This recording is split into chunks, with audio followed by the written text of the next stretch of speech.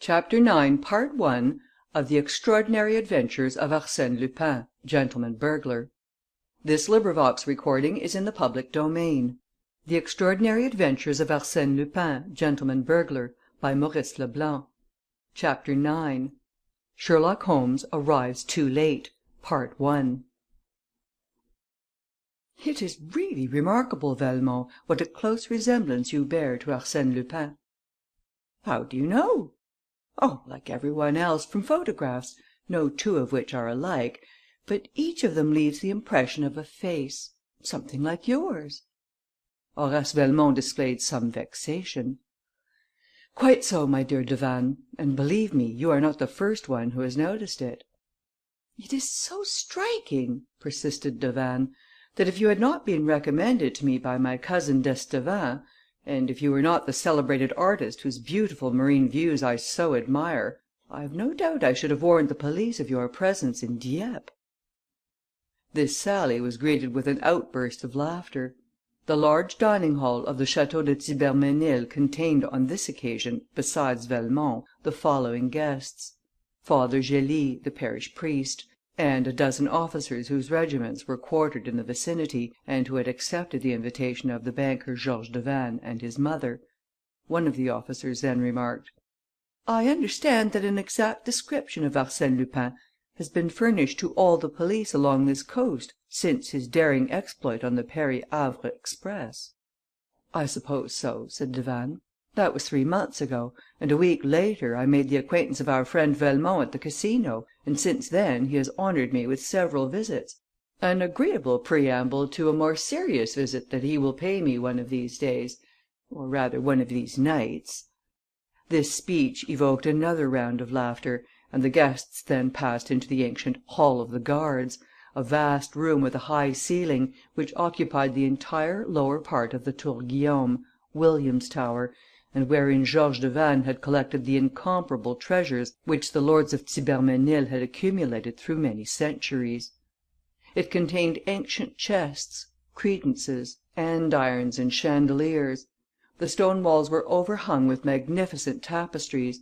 The deep embrasures of the 4 windows were furnished with benches, and the Gothic windows were composed of small panes of coloured glass set in a leaden frame. Between the door and the window to the left stood an immense bookcase of Renaissance style, on the pediment of which, in letters of gold, was the word Thibermesnil, and below it the proud family device, Fais ce que veux, do what thou wishest. When the guests had lighted their cigars, Devanne resumed the conversation: "And remember, Velmont, you have no time to lose. In fact, to night is the last chance you will have." "How so?" asked the painter, who appeared to regard the affair as a joke. Devanne was about to reply when his mother mentioned to him to keep silent, but the excitement of the occasion, and a desire to interest his guests, urged him to speak. "Bah!" he murmured, "I can tell it now. It won't do any harm." The guests drew closer, and he commenced to speak with the satisfied air of a man who has an important announcement to make. "Tomorrow afternoon at 4 o'clock, Sherlock Holmes, the famous English detective, for whom such a thing as mystery does not exist, Sherlock Holmes, the most remarkable solver of enigmas the world has ever known, that marvellous man who would seem to be the creation of a romantic novelist, Sherlock Holmes will be my guest."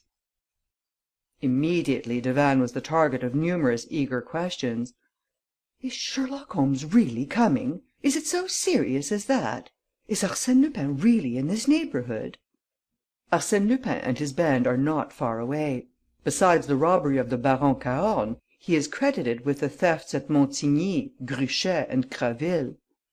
"Has he sent you a warning, as he did to Baron Cahorn?" "No," replied Devanne, "he can't work the same trick twice." "What then?" "I will show you."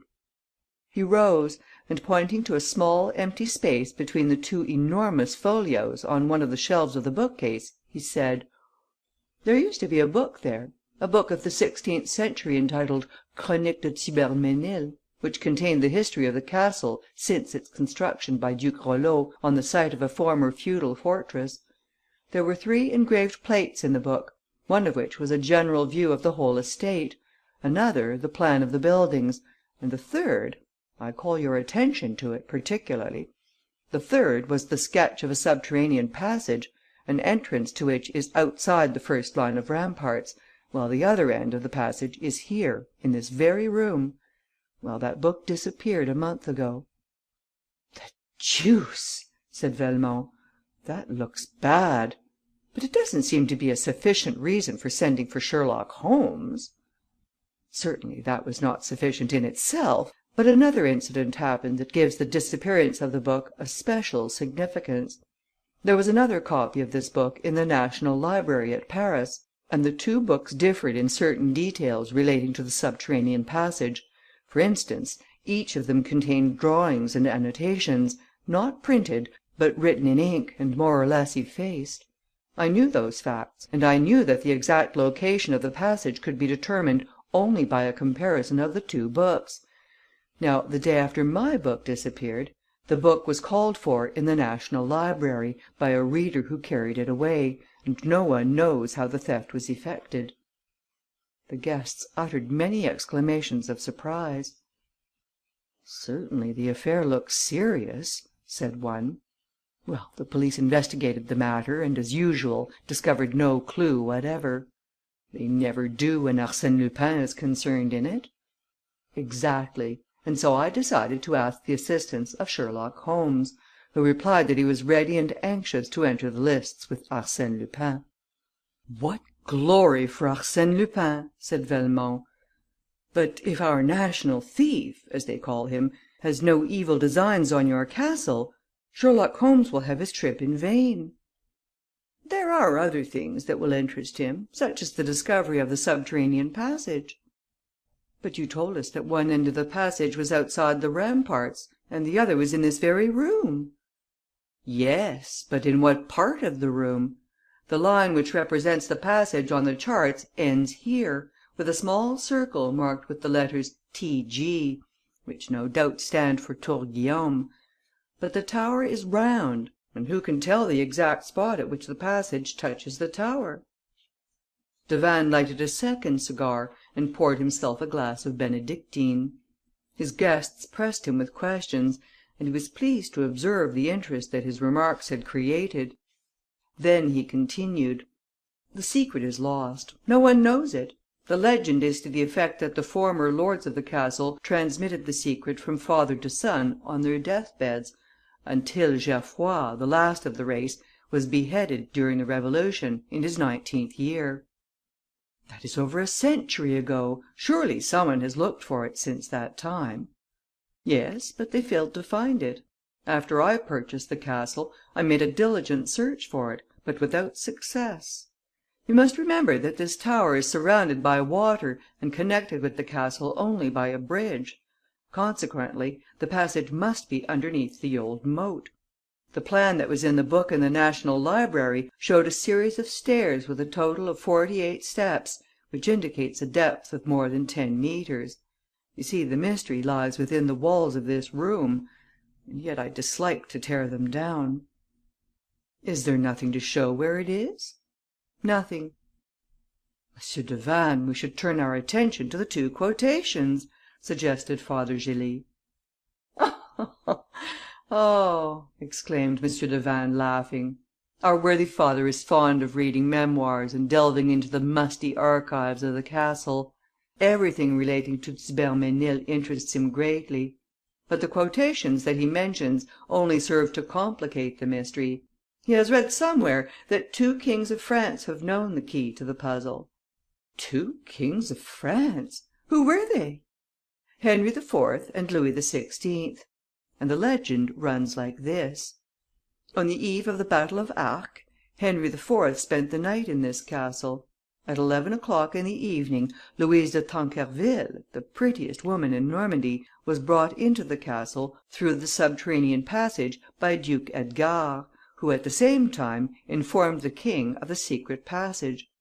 Afterward the king confided the secret to his minister Sully, who, in turn, relates the story in his book Royale Économie d'État, without making any comment upon it, but linking with it this incomprehensible sentence: 'Turn one eye on the bee that shakes, The other eye will lead to God."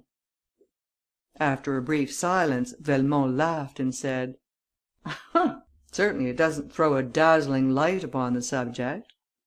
"No, but Father Gély claims that Sully concealed the key to the mystery in this strange sentence in order to keep the secret from the secretaries to whom he dictated his memoirs." "That is an ingenious theory," said Velmont. "Yes, and it may be nothing more. I cannot see that it throws any light on the mysterious riddle." "And was it also to receive the visit of a lady that Louis XVI. Caused the passage to be opened?" "I don't know," said M. de Vannes. "All I can say is that the king stopped here one night in 1784, and that the famous iron casket found in the Louvre contained a paper bearing these words in the king's own writing: Cybermenil 3 4 11. Horace Velmont laughed heartily and exclaimed: "At last! And now that we have the magic key, where is the man who can fit it to the invisible lock?" "Laugh as much as you please, monsieur," said Father Gély, "but I am confident the solution is contained in those two sentences, and some day we will find a man able to interpret them." "Sherlock Holmes is the man," said M. de Vannes, "unless Arsène Lupin gets ahead of him. What is your opinion, Velmont?" Velmont arose, placed his hand on de Vannes' shoulder and declared: "I think that the information furnished by your book and the book of the National Library was deficient in a very important detail which you have now supplied. I thank you for it." "What is it?" "The missing key. Now that I have it, I can go to work at once," said Velmont. "Of course, without losing a minute," said de Vannes, smiling. "Not even a second," replied Velmont.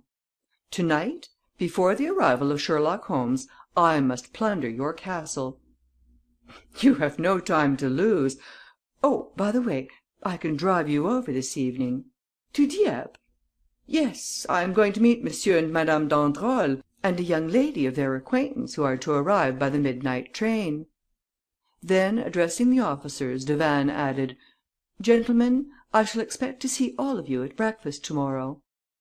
The invitation was accepted. The company dispersed, and a few moments later de Vannes and Velmont were speeding toward Dieppe in an automobile. De Vannes dropped the artist in front of the Casino, and proceeded to the railway station. At 12 o'clock, his friends alighted from the train. A half hour later, the automobile was at the entrance to the castle. At 1 o'clock, after a light supper, they retired. The lights were extinguished, and the castle was enveloped in the darkness and silence of the night. The moon appeared through a rift in the clouds, and filled the drawing room with its bright white light. But only for a moment. Then the moon again retired behind its ethereal draperies, and darkness and silence reigned supreme. No sound could be heard, save the monotonous ticking of the clock. It struck 2, and then continued its endless repetitions of the seconds. Then 3 o'clock. Suddenly something clicked, like the opening and closing of a signal disc that warns the passing train. A thin stream of light flashed to every corner of the room, like an arrow that leaves behind it a trail of light. It shot forth from the central fluting of a column that supported the pediment of the bookcase. It rested for a moment on the panel opposite like a glittering circle of burnished silver, then flashed in all directions like a guilty eye that scrutinizes every shadow. It disappeared for a short time, but burst forth again as a whole section of the bookcase revolved on a picot and disclosed a large opening like a vault. A man entered, carrying an electric lantern. He was followed by a second man, who carried a coil of rope and various tools. The leader inspected the room, listened a moment and said: "Call the others." Then 8 men, stout fellows with resolute faces, entered the room, and immediately commenced to remove the furnishings. Arsène Lupin passed quickly from one piece of furniture to another, examined each, and, according to its size or artistic value, he directed his men to take it or leave it. If ordered to be taken, It was carried to the gaping mouth of the tunnel and ruthlessly thrust into the bowels of the earth. Such was the fate of 6 arm chairs, 6 small Louis XV chairs, a quantity of Aubusson tapestries, some candelabra, paintings by Fragonard and Nattier, a bust by Hudon, and some statuettes. Sometimes Lupin would linger before a beautiful chest, or a superb picture, and sigh: "That is too heavy, too large. What a pity!" In 40 minutes the room was dismantled, and it had been accomplished in such an orderly manner and with as little noise as if the various articles had been packed and wadded for the occasion. Lupin said to the last man who departed by way of the tunnel: "You need not come back. You understand that as soon as the auto van is loaded, you are to proceed to the garage at Roquefort. But you, patron? Leave me the motor cycle." When the man had disappeared, Arsène Lupin pushed the section of the bookcase back into its place, carefully effaced the traces of the men's footsteps, raised a portière and entered a gallery, which was the only means of communication between the tower and the castle. In the centre of this gallery there was a glass cabinet which had attracted Lupin's attention. It contained a valuable collection of watches, snuff boxes, rings, châtelaines and miniatures of rare and beautiful workmanship. He forced the lock with a small jimmy and experienced a great pleasure in handling those gold and silver ornaments, those exquisite and delicate works of art. He carried a large linen bag, specially prepared for the removal of such knick-knacks. He filled it.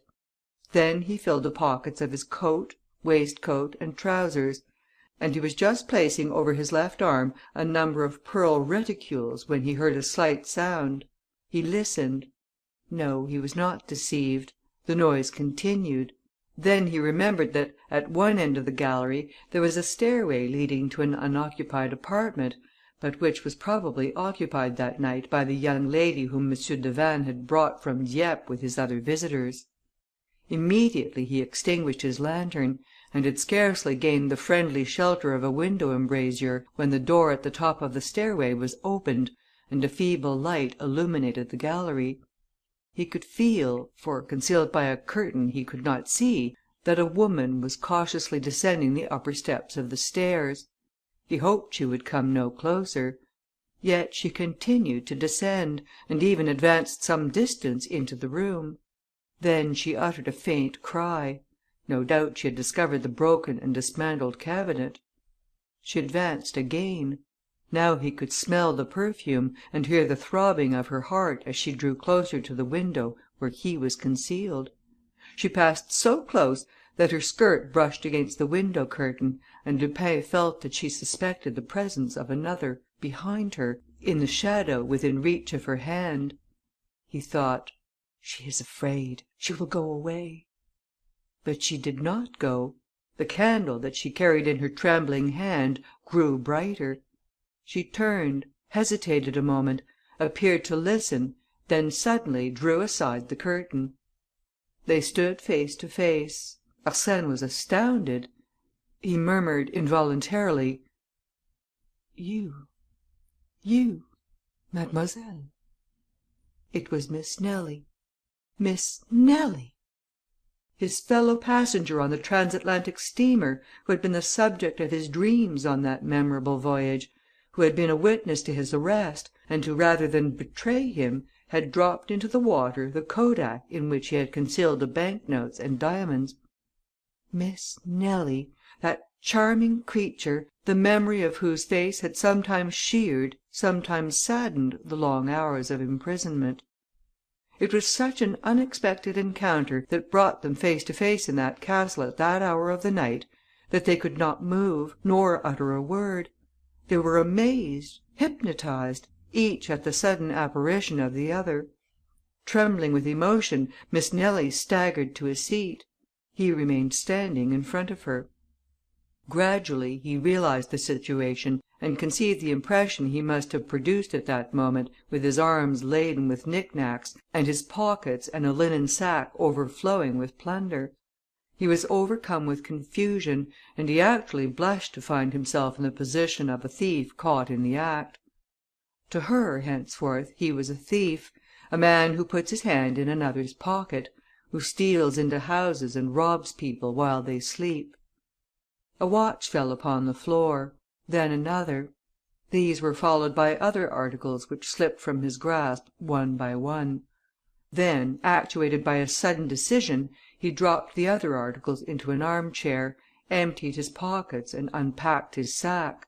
He felt very uncomfortable in Nellie's presence, and stepped toward her with the intention of speaking to her, but she shuddered, rose quickly, and fled toward the salon.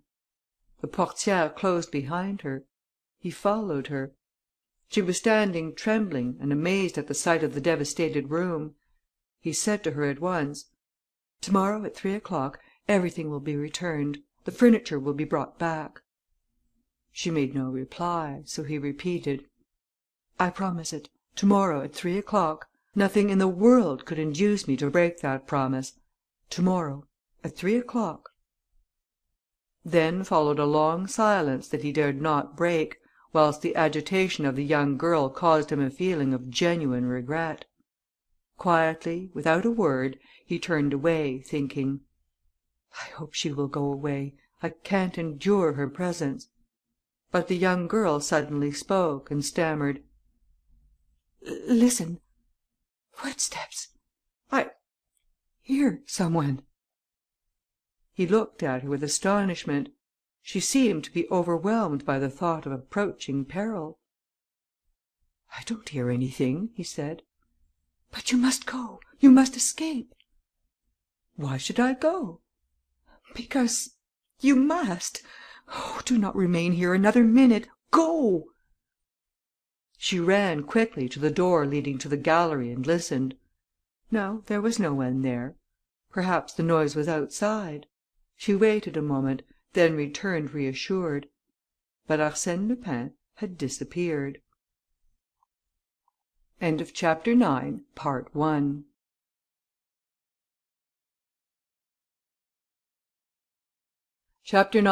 2, of the extraordinary adventures of Arsène Lupin, gentleman burglar.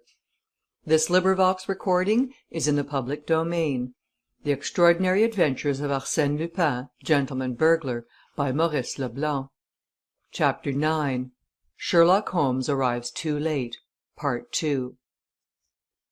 As soon as M. de Vannes was informed of the pillage of his castle, he said to himself: "It was Velmont who did it, and Velmont is Arsène Lupin." That theory explained everything, and there was no other plausible explanation.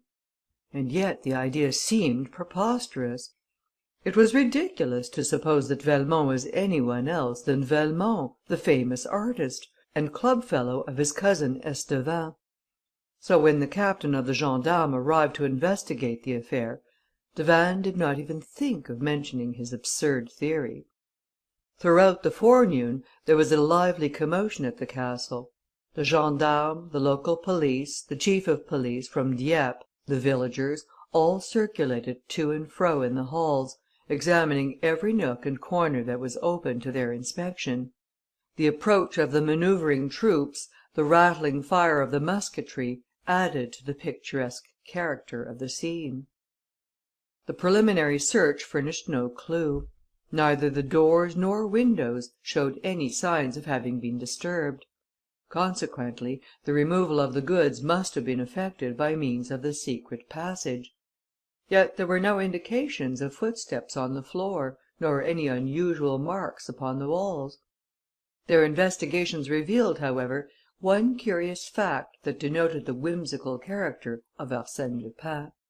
The famous Chronique of the 16th century had been restored to its accustomed place in the library, and beside it there was a similar book, which was none other than the volume stolen from the National Library.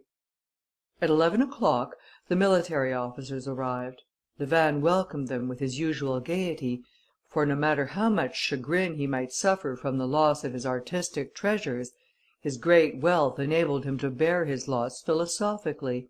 His guests, M. and Madame d'Androl and Miss Nelly, were introduced; and it was then noticed that one of the expected guests had not arrived. It was Horace Velmont. Would he come? His absence had awakened the suspicions of M. de Vannes. But at 12 o'clock he arrived. De Vannes exclaimed: "Ah! Here you are!" "Why, am I not punctual?" asked Velmont. "Yes, and I am surprised that you are, after such a busy night. I suppose you know the news?" "What news?" "You have robbed the castle." "Nonsense!" exclaimed Velmont, smiling. "Exactly as I predicted. But, first, escort Miss Underdown to the dining room. Mademoiselle, allow me." He stopped, as he remarked the extreme agitation of the young girl. Then, recalling the incident, he said: "Ah, of course, you met Arsène Lupin on the steamer, before his arrest, and you are astonished at the resemblance. Is that it?" She did not reply. Velmont stood before her, smiling. He bowed. She took his proffered arm. He escorted her to her place, and took his seat opposite her. During the breakfast, the conversation related exclusively to Arsène Lupin, the stolen goods, the secret passage, and Sherlock Holmes. It was only at the close of the repast, when the conversation had drifted to other subjects, that Velmont took any part in it. Then he was, by turns, amusing and grave, talkative and pensive; and all his remarks seemed to be directed to the young girl. But she, quite absorbed, did not appear to hear them. Coffee was served on the terrace overlooking the court of honour and the flower garden in front of the principal façade. The regimental band played on the lawn, and scores of soldiers and peasants wandered through the park. Miss Nelly had not forgotten for one moment Lupin's solemn promise: "To morrow, at 3 o'clock, everything will be returned." At 3 o'clock! And the hands of the great clock in the right wing of the castle now marked 20 minutes to 3. In spite of herself, her eyes wandered to the clock every minute. She also watched Velmont, who was calmly swinging to and fro in a comfortable rocking chair. 10 minutes to 3. 5 minutes to 3. Nelly was impatient and anxious. Was it possible that Arsène Lupin would carry out his promise at the appointed hour, when the castle, the courtyard, and the park were filled with people, and at the very moment when the officers of the law were pursuing their investigations? And yet Arsène Lupin had given her his solemn promise. "It will be exactly as he said," thought she, so deeply was she impressed with the authority, energy, and assurance of that remarkable man. To her it no longer assumed the form of a miracle, but, on the contrary, a natural incident that must occur in the ordinary course of events. She blushed and turned her head. 3 o'clock. The great clock struck slowly. 1, 2, 3. Horace Velmont took out his watch, glanced at the clock, then returned the watch to his pocket. A few seconds passed in silence, and then the crowd in the courtyard parted to give passage to 2 wagons that had just entered the park gate, each drawn by 2 horses. They were army wagons, such as are used for the transportation of provisions, tents, and other necessary military stores. They stopped in front of the main entrance, and a commissary sergeant leapt from one of the wagons and inquired for M. de Vannes. A moment later, that gentleman emerged from the house, descended the steps, and, under the canvas covers of the wagons, beheld his furniture, pictures, and ornaments carefully packaged and arranged. When questioned, the sergeant produced an order that he had received from the officer of the day. By that order, the 2nd company of the 4th battalion were commanded to proceed to the cross roads of Halleux in the forest of Arques, gather up the furniture and other articles deposited there, and deliver same to M. Georges de Vannes, owner of the Thibermesnil castle, at 3 o'clock. Signed, Colonel Beauvel. "At the cross roads," explained the sergeant, "we found everything ready, lying on the grass, guarded by some passers by. It seemed very strange, but the order was imperative." One of the officers examined the signature. He declared it a forgery, but a clever imitation. The wagons were unloaded, and the goods restored to their proper places in the castle. During this commotion, Nelly had remained alone at the extreme end of the terrace, absorbed by confused and distracted thoughts. Suddenly she observed Velmont approaching her. She would have avoided him, but the balustrade that surrounded the terrace cut off her retreat. She was cornered, she could not move. A gleam of sunshine, passing through the scant foliage of a bamboo, lighted up her beautiful golden hair. Some one spoke to her in a low voice. "Have I not kept my promise?" Arsène Lupin stood close to her. No one else was near.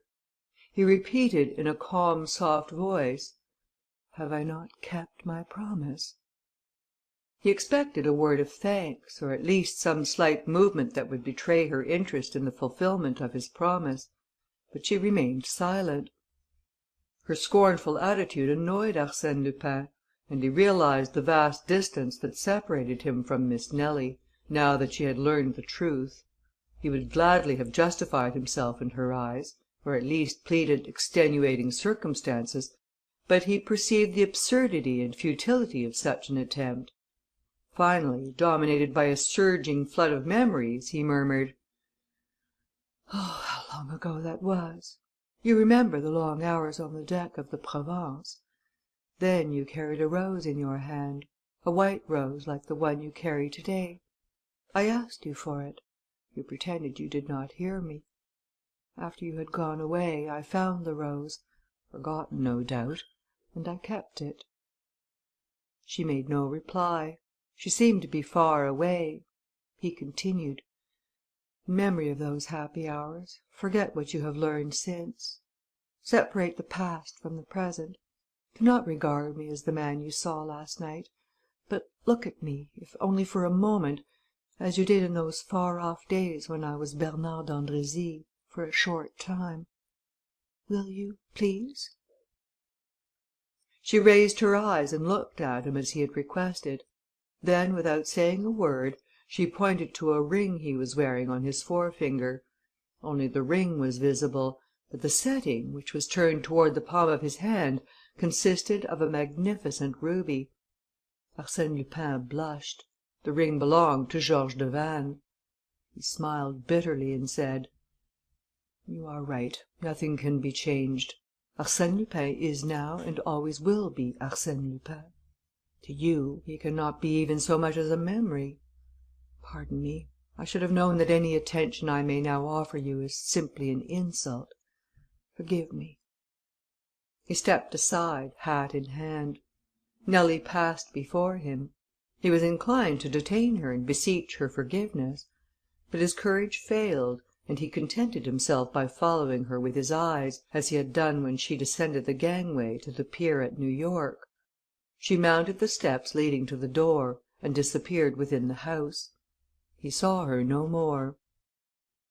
A cloud obscured the sun. Arsène Lupin stood watching the imprints of her tiny feet in the sand. Suddenly he gave a start. Upon the box which contained the bamboo, beside which Nelly had been standing, he saw the rose, the white rose which he had desired but dared not ask for. Forgotten, no doubt, it also. But how? Designedly or through distraction? He seized it eagerly. Some of its petals fell to the ground. He picked them up one by one, like precious relics. "Come," he said to himself, "I have nothing more to do here. I must think of my safety before Sherlock Holmes arrives."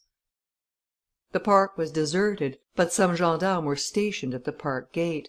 He entered a grove of pine trees, leapt over the wall, and, as a short cut to the railroad station, followed a path across the fields. After walking about 10 minutes, he arrived at a spot where the road grew narrower and ran between two steep banks. In this ravine he met a man travelling in the opposite direction. It was a man about 50 years of age, tall, smooth shaven, and wearing clothes of a foreign cut. He carried a heavy cane, and a small satchel was strapped across his shoulder. When they met, the stranger spoke, with a slight English accent: "Excuse me, monsieur, is this the way to the castle?" "Yes, monsieur, straight ahead, and turn to the left when you come to the wall. They are expecting you." "Ah! Yes, my friend Davanne told us last night that you were coming, and I am delighted to be the first to welcome you. Sherlock Holmes has no more ardent admirer than myself."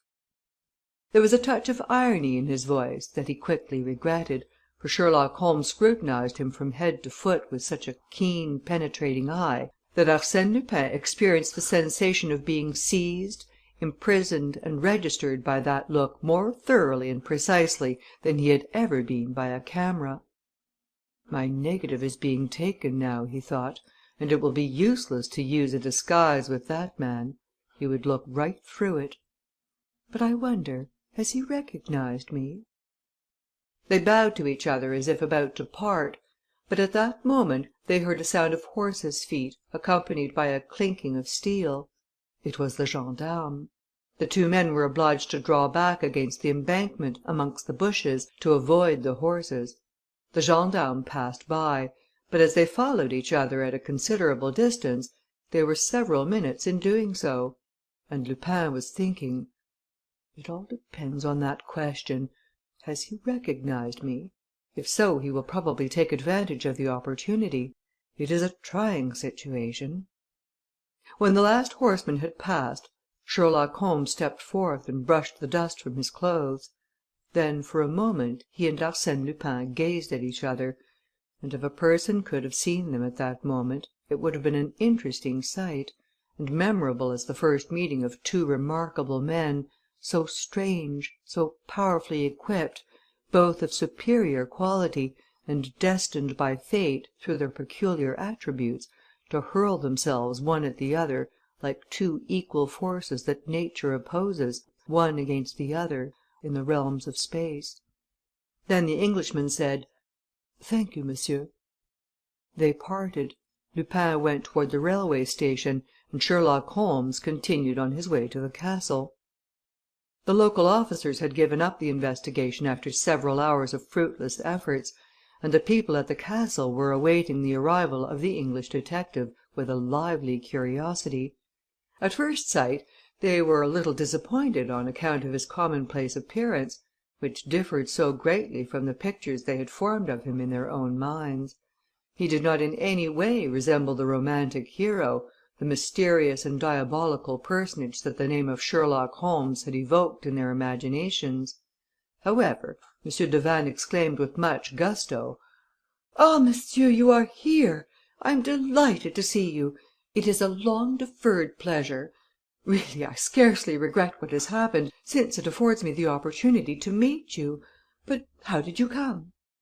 "By the train." "But I sent my automobile to meet you at the station." "An official reception, eh? With music and fireworks? Oh, no, not for me. That is not the way I do business," grumbled the Englishman. This speech disconcerted Davanne, who replied, with a forced smile: "Fortunately, the business has been greatly simplified since I wrote to you." "In what way?" "The robbery took place last night." "If you had not announced my intended visit, it is probable the robbery would not have been committed last night." "When, then?" "To morrow or some other day." "And in that case?" "Lupin would have been trapped," said the detective. "And my furniture?" "Would not have been carried away." "Ah, but my goods are here. They were brought back at 3 o'clock." "By Lupin." "By 2 army wagons." Sherlock Holmes put on his cap and adjusted his satchel. Davanne exclaimed, anxiously: "But, monsieur, what are you going to do?" "I am going home." "Why?" "Your goods have been returned. Arsène Lupin is far away. There is nothing for me to do." "Yes, there is. I need your assistance. What happened yesterday may happen again to morrow, as we do not know how he entered, or how he escaped, or why, a few hours later, he returned the goods." "Ah, you don't know!" The idea of a problem to be solved quickened the interest of Sherlock Holmes. "Very well, let us make a search, at once, and alone if possible." Davanne understood, and conducted the Englishman to the salon. In a dry, crisp voice, in sentences that seemed to have been prepared in advance, Holmes asked a number of questions about the events of the preceding evening, and inquired also concerning the guests and the members of the household. Then he examined the 2 volumes of the Chronique, compared the plans of the subterranean passage, requested a repetition of the sentences discovered by Father Gély, and then asked: "Was yesterday the first time you have spoken those 2 sentences to any one?" "Yes." "You had never communicated them to Horace Velmont?" "No." "Well, order the automobile. I must leave in an hour." "In an hour?" "Yes, within that time, Arsène Lupin solved the problem that you placed before him." "I placed before him?" "Yes, Arsène Lupin or Horace Velmont, same thing." "I thought so. Oh, the scoundrel!" "Now let us see," said Holmes. "Last night at 10 o'clock, you furnished Lupin with the information that he lacked and that he had been seeking for many weeks. During the night, he found time to solve the problem, collect his men and rob the castle. I shall be quite as expeditious." He walked from end to end of the room, in deep thought, then sat down, crossed his long legs and closed his eyes. Devanne waited, quite embarrassed. Thought he: "Is the man asleep? Or is he only meditating?" However, he left the room to give some orders, and when he returned, he found the detective on his knees scrutinizing the carpet at the foot of the stairs in the gallery. "What is it?" he inquired. "Look, there, spots from a candle." "You are right, and quite fresh." "And you will also find them at the top of the stairs and around the cabinet that Arsène Lupin broke into and from which he took the bibelots that he afterward placed in this arm chair." "What do you conclude from that?" "Nothing. These facts would doubtless explain the cause for the restitution, but that is a side issue that I cannot wait to investigate. The main question is the secret passage. First, tell me, is there a chapel some 200 or 300 metres from the castle?" "Yes, a ruined chapel, containing the tomb of Duke Rollo." "Tell your chauffeur to wait for us near that chapel." "My chauffeur hasn't returned. If he had, they would have informed me.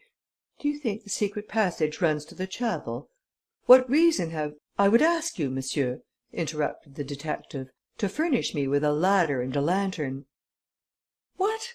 Do you require a ladder and a lantern?" "Certainly, or I shouldn't have asked for them." Devanne, somewhat disconcerted by this crude logic, rang the bell. The 2 articles were given with the sternness and precision of military commands. "Place the ladder against the bookcase, to the left of the word Thibermesnil." Devanne placed the ladder as directed, and the Englishman continued: "More to the left. To the right. There. Now climb up. All the letters are in relief, aren't they?" "Yes." "First, turn the letter I one way or the other." "Which one? There are 2 of them." "The first one." Devanne took hold of the letter and exclaimed: "Oh, yes, it turns toward the right. Who told you that?" Sherlock Holmes did not reply to the question, but continued his directions: "Now take the letter B. Move it back and forth as you would a bolt." Devanne did so, and to his great surprise, it produced a clicking sound. "Quite right," said Holmes. "Now we will go to the other end of the word Thibermesnil. Try the letter I and see if it will open like a wicket." With a certain degree of solemnity, Devanne seized the letter. It opened, but Devanne fell from the ladder, for the entire section of the bookcase, lying between the first and last letters of the words, turned on a picot and disclosed the subterranean passage. Sherlock Holmes said coolly: "You are not hurt?" "No, no," said Devanne, as he rose to his feet. "Not hurt, only bewildered. I can't understand how those letters turn, the secret passage opens." "Certainly. Doesn't that agree exactly with the formula given by Sully? Turn one eye on the bee that shakes, the other eye will lead to God." "But Louis XVI.?" asked Devanne. "Louis XVI. was a clever locksmith. I have read a book he wrote about combination locks. It was a good idea on the part of the owner of Thibermesnil to show His Majesty a clever bit of mechanism. As an aid to his memory, the king wrote 3, 4, 11, that is to say, the third, fourth, and 11th letters of the word." "Exactly. I understand that. It explains how Lupin got out of the room, but it does not explain how he entered, and it is certain he came from the outside." Sherlock Holmes lighted his lantern and stepped into the passage. "Look, all the mechanism is exposed here, like the works of a clock, and the reverse side of the letters can be reached. Lupin worked the combination from this side, that is all." "What proof is there of that?" "Proof? Why, look at that puddle of oil. Lupin foresaw that the wheels would require oiling." "Did he know about the other entrance?" "As well as I know it," said Holmes. "Follow me." "Into that dark passage?" "Are you afraid?" "No, but are you sure you can find the way out?" "With my eyes closed." At first they descended 12 steps, then 12 more, and farther on 2 other flights of 12 steps each. Then they walked through a long passage way, the brick walls of which showed the marks of successive restorations, and in spots were dripping with water. The earth also was very damp. "We are passing under the pond," said Devanne, somewhat nervously. At last they came to a stairway of 12 steps, followed by 3 others of 12 steps each, which they mounted with difficulty, and then found themselves in a small cavity cut in the rock. They could go no further. "Deuce!" muttered Holmes. "Nothing but bare walls. This is provoking." "Let us go back," said Devanne. "I have seen enough to satisfy me." But the Englishman raised his eye and uttered a sigh of relief. There he saw the same mechanism and the same word as before. He had merely to work the 3 letters. He did so, and a block of granite swung out of place. On the other side, this granite block formed the tombstone of Duke Rollo, and the word Thibermesnil was engraved on it in relief. Now they were in the little ruined chapel, and the detective said: "The other eye leads to God. That means to the chapel." "It is marvellous!" exclaimed Devanne, amazed at the clairvoyance and vivacity of the Englishman. "Can it be possible that those few words were sufficient for you?" "Bah!" declared Holmes. "They weren't even necessary. In the chart in the book of the National Library, the drawing terminates at the left, as you know, in a circle, and at the right, as you do not know, in a cross. Now that cross must refer to the chapel in which we now stand." Poor Devanne could not believe his ears. It was all so new, so novel to him. He exclaimed: "It is incredible, miraculous, and yet of a childish simplicity! How is it that no one else has ever solved the mystery?" "Because no one has ever united the essential elements, that is to say, the 2 books and the 2 sentences. No one but Arsène Lupin and myself." "But Father Gély and I knew all about those things. And likewise." Holmes smiled and said: "M. Devanne, everybody cannot solve riddles." "I have been trying for 10 years to accomplish what you did in 10 minutes." "Bah! I am used to it." They emerged from the chapel and found an automobile. "Ah, there's an auto waiting for us." "Yes, it is mine," said Devanne. "Yours? You said your chauffeur hadn't returned." They approached the machine and M. Devanne questioned the chauffeur: "Edouard, who gave you orders to come here?" "Why, it was M. Velmont." "M. Velmont? Did you meet him?" "Near the railway station, and he told me to come to the chapel." "To come to the chapel? What for?" "To wait for you, monsieur, and your friend." Devanne and Holmes exchanged looks, and M. Devanne said: "He knew the mystery would be a simple one for you. It is a delicate compliment." A smile of satisfaction lighted up the detective's serious features for a moment. The compliment pleased him. He shook his head as he said: "A clever man. I knew that when I saw him." "Have you seen him?" "I met him a short time ago, on my way from the station." "And you knew it was Horace Velmont? I mean, Arsène Lupin?" "That is right. I wonder how it came...." "No, but I supposed it was from a certain ironical speech he made." "And you allowed him to escape?" "Of course I did. And yet I had everything on my side, such as 5 gendarmes who passed us." "Sacre bleu!" cried Devanne. "You should have taken advantage of the opportunity." "Really, monsieur," said the Englishman haughtily, "when I encounter an adversary like Arsène Lupin, I do not take advantage of chance opportunities, I create them." But time pressed; and since Lupin had been so kind as to send the automobile, they resolved to profit by it. They seated themselves in the comfortable limousine. Edouard took his place at the wheel, and away they went toward the railway station. Suddenly, Devanne's eyes fell upon a small package in one of the pockets of the carriage. "Ah, what is that? A package? Whose is it? Why, it is for you." "For me?" "Yes, it is addressed 'Sherlock Holmes, from Arsène Lupin.'" The Englishman took the package, opened it and found that it contained a watch. "Ah!" he exclaimed, with an angry gesture. "A watch?" said Devanne. "How did it come there?" The detective did not reply. "Oh, it is your watch! Arsène Lupin returns your watch! But in order to return it, he must have taken it. Oh, I see, he took your watch! That is a good one! Sherlock Holmes's watch stolen by Arsène Lupin! Monsieur, that is funny! Really, you must excuse me. I can't help it." He roared with laughter, unable to control himself. After which he said, in a tone of earnest conviction: "A clever man, indeed!" The Englishman never moved a muscle. On the way to Dieppe, he never spoke a word, but fixed his gaze on the flying landscape. His silence was terrible, unfathomable, more violent than the wildest rage. At the railway station, he spoke calmly, but in a voice that impressed one with the vast energy and will power of that famous man. He said: "Yes, he is a clever man, but some day I shall have the pleasure of placing on his shoulder the hand I now offer to you, Monsieur Devanne. And I believe that Arsène Lupin and Sherlock Holmes will meet again some day. Yes, the world is too small. We will meet. We must meet. And then..." End of chapter 9. End of the extraordinary adventures of Arsène Lupin, gentleman burglar, by Maurice Leblanc.